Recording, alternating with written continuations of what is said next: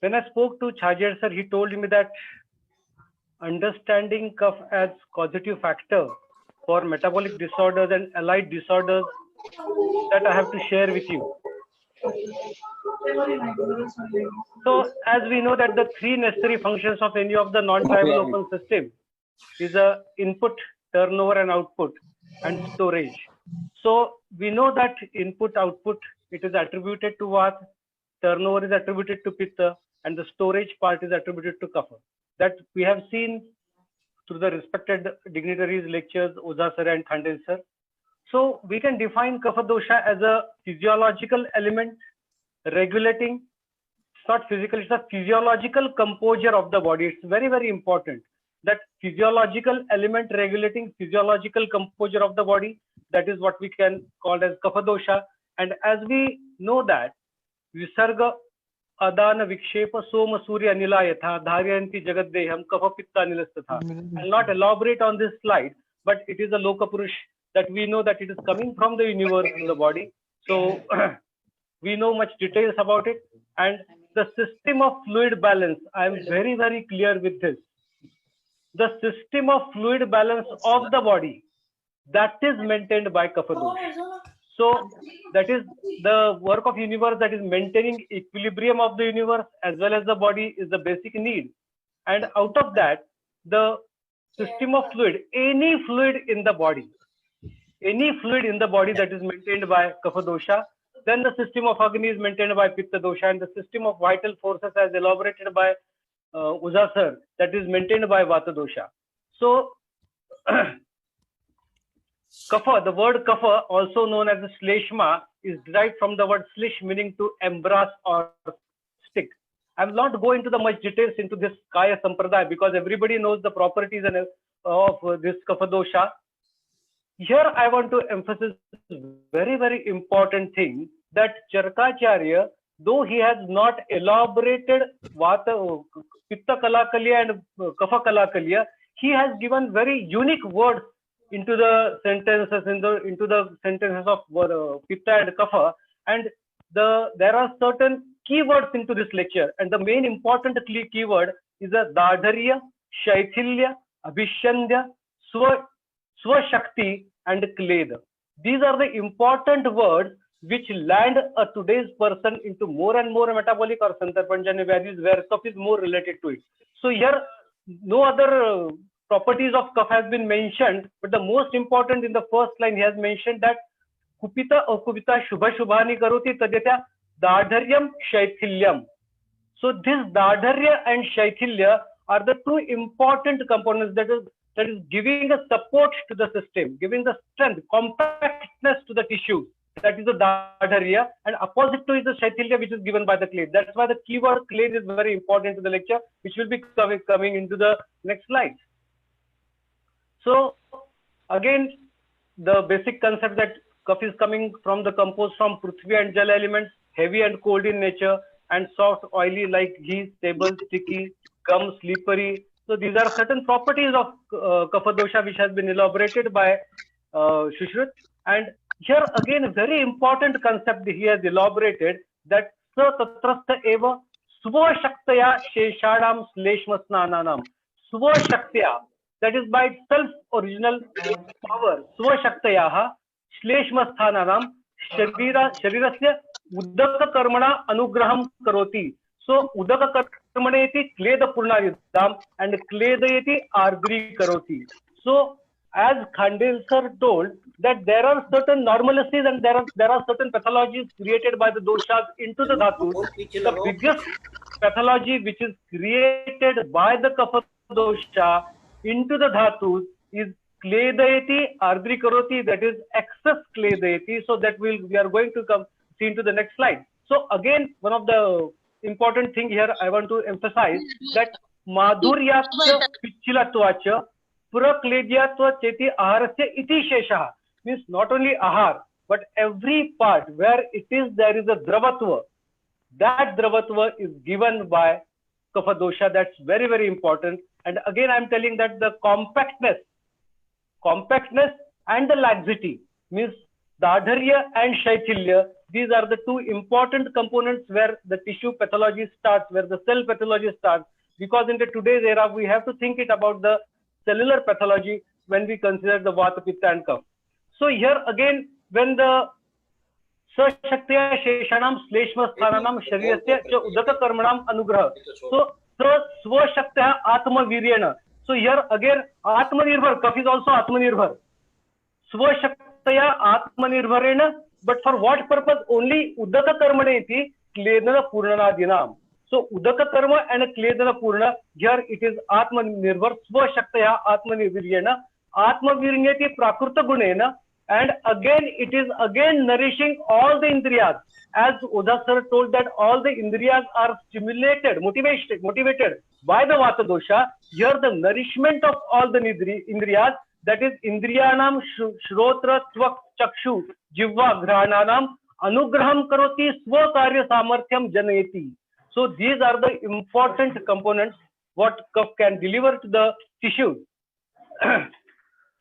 Again, here the same thing has been elaborated by Ashtanga Sangraha, that they have also told that Sutarastha Swaviryena Trikastyanna Viryena cha sah Hridayasya Shoshanam Shleshmasthananam. So they have classified the Kapha dosha into 5 types, and not going to much detail of these 5 types because I have to elaborate more other things. So here again, here we can see that how Kapha can elaborate metabolic disorders. This is very, very important and very important slide of this lecture, that Kapha prakopanani diva swapnat avyayamat alasya madhura amla lavana shita snigdha guru pichila abhishandi. So here the kram is very important.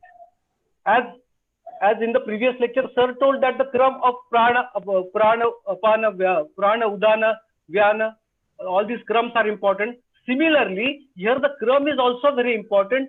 They have first elaborated about the lifestyle, that is divaswa and avyam. Apart from that, glucotoxicity, madhura amla lavana shita. Every time in today's era, we are more and more focusing on the oily substances. Here the more importance is given to the madhura, then amla, then lavana, then shita, then snigdha. So glucotoxicity and lipotoxicity are to be considered, because if these rasas are consumed in excess, they have told that pichira abhishandi. And here Sushruta has clearly elaborated the definition of abhishandi, that abhishandi dosha dhatu malastrutasa atishaya kleda prapti jananam. This atishaya kleda prapti jananam, we know that kledeti ardri karoti. So excess of clogging of the minute systems of the cell, not only the major systems, but the minute systems of the cell, they are clogged with the kledeti ardri karoti. So this abhishanda. Now when we come to the clinics and when we tell the patients of hypertension, or when we tell the patients of atherosclerosis, or when we tell the patients of any santarpana vyadhi that you stop with sugar. Sugar is madhura, that is ati madhura, that can create excess of glycation. When we talk about excess of glycation at the endothelial layer, this is what is abhishanda. This is due to the excess of glycation, excess of sugar. Similarly, excess of ghee, snigdha, which is the most signal that we are consuming is the ghee. And here many of the people, they talk that ghee is indicated, ghee is advised in certain patients. But in chapter 25, Sutra Stancharak, in the Tika of that 40th Sutra, they have clearly explained, Chakrapani has clearly explained that those people who are obese, those people who are having Kapha dosha adhikya, they should not consume ghee. So here sugar and ghee, other than that guru, other than that pichila, madhura, all these things, consider about the fruits. So when the person is having already abhishanda, when the patient is already having more and more clays, actually speaking, fruits are contraindicated in such areas. So that can aggravate Kapha dosha very nicely because of the madhura, amla, lavana, shita, snigdha, guru, pichila. All these properties are very near to the properties of fruits. So all these things are to be prohibited, which can create abhishanda, which can create atishay kleda, and that can create prapti janan. that can create cledati ardri karoti, and that can clog the systems of the body. When we look to the more into abhishanda, which is created by kapha dosha, so yet we can here now again see yat dravyam paichilya gauravachya rasava srotansi rudva dhatu kshayam karoti. See, there is one on the one side, there we are taking in the Santarpanna Vyadhi, we are consuming more and more madhur ras, snigdha ras, pichila, all these properties food we are consuming. But here, Gauravachya Rasava Srotansi Rudhva Dhatu Kshayam Karoti. That's very, very important that here there is a degeneration at the cellular level. It's very important. There is a, so due to abhishanda, there are two types of pathologies can be developed. One is due to the obstructive pathology and one is the degenerative pathology. And here they have clearly mentioned that Paichilya Gaurava Dravyam Rudhva Rasava Sira Datteyat Gauravam Tatyat Abhishandi Yathadari. Means all the cell systems that can have a problem with their metabolism, and that those problems we are going to see in the further slides. So here again Ashtanga Sangrakar again tells about the Dushta Kafaja Rogaha, and there they said that Vibhandam Gavram Chati Sirasta Stabda Gatrata. It's very important that Gavrav at the level of Sira, that can again stop the Gatrata, that can again stop the further nourishment and further metabolism of that particular tissue, of that particular cell can be holded due to Gaurav, and this Gaurav is mainly due to Abhishanda. This Abhishanda is mainly due to excess of Madhurras, excess of Snigdharas, excess of Pichla Ahar, excess of Sheet Ahar. So all this, and Avayam and Divaswap. So these, whenever we are in the clinics, we have to focus in all these type of things, and that's very important, which can create Abhishanda and which is not again understood very clearly. Again, when it comes to the metabolic disorder, Trupti, Standra, Nidradikya, Staimityam, Guru Gatrata, Dhamani Pratichaya. Dhamani Pratichaya is again what we call as a macro and microvascular disorders. Macro and microvascular disorder, no doubt here is a what is a very important player into it. But due to the glucotoxicity and due to the lipotoxicity, again Abhishanda here comes here, and this is due to the excess of kapha. That's why these type of the causes which are more and more guru, which are more and more madhur. So all these things have to be stopped, which can again restrict the further deterioration into the patient. That is Dhamani Pratichaya, Galaganda, Staulyam, Shitagnim, Udarda, Shvetavabhata, Shveta Netra Mutra. So all these things can be holded by holding such type of food. When we talk about the Dosha Dhatu Sambandha, here it is very clearly told that Tatrasini Stito Vayus Asruk Svedaya. So that is a Ashray Bhav of Kapha and Vata and Pitta and Kapha. So Svedaya Pittam Shesheshu Slesmaha. So except Asthi, except Rakta, all the Ashray Bhav is with the Kapha. So all the metabolic disorders or all the Santarpanjanya Vyadhi, they are except Asthi and Rakta, they are also related with the Kapha Prakopa Tasmadeka Vriddhi Kshaya Karanametvam.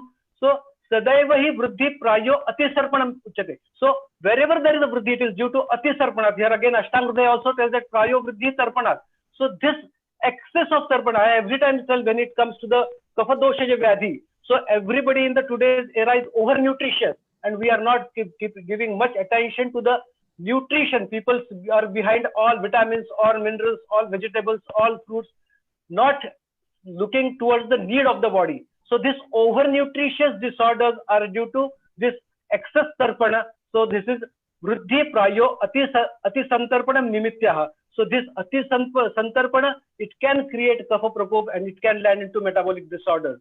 So not going into the Upakram, again coming to the most important pathologies, that we know that we will take an example of Prameha as an example of the Kaphaja Vyadhi. So here we can see that Bahubadha Medo Maunsa Sharija Kleda Shukram Shonitam Vasa Majja Lasika Rashauja Sankhyata iti Dushya Visheshaha. So here excess of clogging means this clade is creating number of mischiefs into the body at a tissue level, at a cellular level. How it is creating? See, it is a Sharira Kledam Masabhyam Sansargam Gachati. क्लेद मांसयो अति प्रमाणात वृद्धत्वात् शरीर क्लेदम पुनर्दूषय मूत्रत्वेन परिणमयति मेधा क्लेदोपैतने गुरुनी मुखान्यास प्रतिरुद्धते. Means everywhere with every tissue, taking into consideration every tissue, nearly every tissue, even at certain point, it is also rakta. So every tissue has an impact of clade.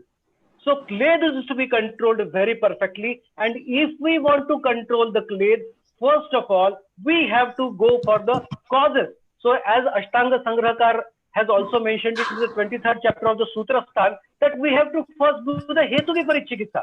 When we are going for the Hetu Viparit, basically when it comes to the Kafaja Vyadhi, so Hetu Viparit Chikitsa is very important. It can give very fast results.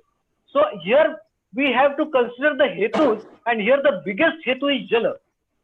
How many of us can tell patients to control the amount of water consumption into Kapha Pradosha Vyadhi? How many of us tell the patients to control sugar, to control fruits, to control milk into the Kapha Pradosha Vyadhi? So because of the impact of the modern nutrition, people don't understand these concepts, but these are very important. And here we have to control the clade. The impact of clade is very, very important at a cellular level. How it impacts, we are going to see. But impact of clade is very important. And this impact of clade can have an impact on the cellular metabolism also. So the altered fluid distribution, which is in the form of clade, is recognized as a complication of the lower metabolism at a cellular level. So this clade can clog the can hold the metabolism, and relative overhydration versus cell dehydration and abnormal fluid regulation versus normal adaptation to hypersomatic stress could have different implications, not only in obesity, but all the metabolic disorders.